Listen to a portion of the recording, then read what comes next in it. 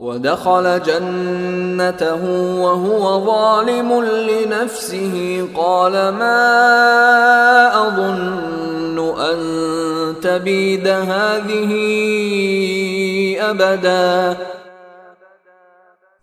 اور وہ اپنی جان پر ستم ڈھاتا ہوا اپنے باغ میں داخل ہوا، کہنے لگا میں نہیں سمجھتا کہ یہ باغ کبھی بھی تباہ ہوگا۔